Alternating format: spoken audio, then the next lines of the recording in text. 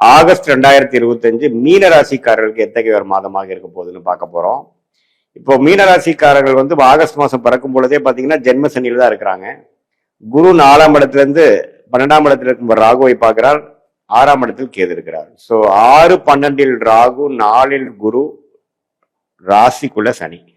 So ஜென்ம சனி நடக்கிறப்ப August மாசம் பிறக்கும் பொழுது பாத்தீங்கன்னா வாழ்க்கையில சில விஷயங்கள் வந்து விறுவிறுப்பா நடக்கிறது, சிலதெல்லாம் நம்ம கண்ட்ரோல் இல்லாம இருக்கிறது, ஒரு நாளும் ஒரு மாதிரி விடியுறது.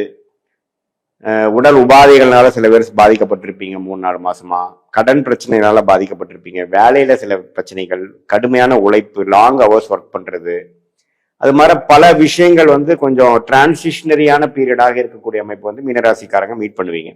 அது குறிப்பா பாத்தீங்கன்னா 2வது சுத்து வரக்கூடிய நடுத்தர வயதினர் 30, 40, 50, 45, 50 வயதுல இருக்கிறவங்க எல்லாம் பாத்தீங்கன்னா 2வது சுத்து வரக்கூடியது 30 வயசுக்கு மேல இருக்கிறவங்க கொஞ்சம் வாழ்க்கையில சில மாற்றங்கள் நிறைந்ததாகவும், கொஞ்சம் அன்சர்டனிட்டி, அடுத்தது என்ன நடக்குங்கிறது சில கிளாரிட்டி இல்லாமல் பண விஷயத்துல, உடல் நலம் விஷயத்துல, உறவுகள் விஷயத்துல கொஞ்சம் அவ்வளோ அனுகூலமான ஒரு அமைப்பு இல்லாமல் கொஞ்சம் கிளாரிட்டி இல்லாத ஒரு அமைப்பு கொடுக்கக்கூடிய அமைப்பு இருக்கு.